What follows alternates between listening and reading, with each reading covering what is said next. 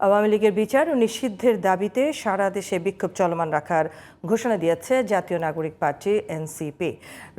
রাজনীতি কোন দিকে যাবে সেটাও রাজনীতিবিদদের হাতেই থাকা উচিত বলে মন্তব্য করেছেন জাতীয় নাগরিক পার্টির দক্ষিণাঞ্চলের মুখ্য সংগঠক হাসনাত আব্দুল্লাহ।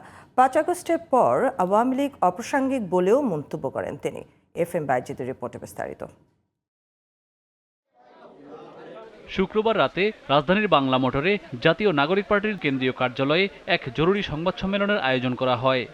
পিলখানা হত্যাকাণ্ড, শাপলা চত্বর হত্যাকাণ্ড সহ জুলাই হত্যাকাণ্ডের বিচার চলাকালীন আওয়ামী লীগের নিবন্ধন বাতিল করার দাবি জানান এনসিপির মুখ্য সংগঠক নাহিদ ইসলাম। আওয়ামী লীগ নিষিদ্ধের পরিকল্পনা সরকারের নেই, প্রধান উপদেষ্টার এমন বক্তব্যের নিন্দা জানান নাহিদ ইসলাম। আত্মপ্রকাশের পর থেকে আমরা দায়িত্বহীনভাবে বলেছি, কৃত অপরাধের বিচার, দায় স্বীকার, অনুশোচনা, পাপ মোচন ব্যতীত আওয়ামী লীগের দল হিসেবে ক্রিয়াশীল থাকার পক্ষে যে কোনো ধরনের তৎপরতা ফ্যাসিস্টদের পুনর্বাসনের শামিল।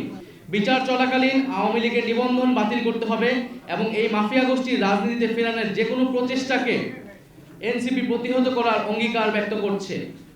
সংশ্লিষ্ট সকল পক্ষকে মনে রাখতে হবে, আওয়ামী লীগ কোনো গণতান্ত্রিক ও রাজনৈতিক দল নয়, বরং এটি একটি ফ্যাসিবাদী দল। জাতীয় নাগরিক পার্টির দক্ষিণাঞ্চলের মুখ্য সংগঠক হাসনাত আব্দুল্লাহ বলেছেন, ৫ আগস্টের পর আওয়ামী লীগ অপ্রাসঙ্গিক।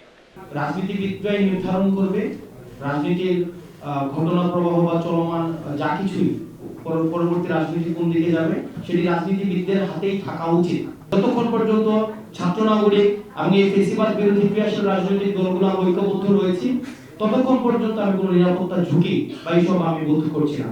ফ্যাসিবাদী আওয়ামী লীগের দল ও নৌকা মার্কার বিরুদ্ধে ৩৬ জুলাই এদেশের ছাত্র জনতা চূড়ান্ত সিদ্ধান্ত জানিয়ে দিয়েছে।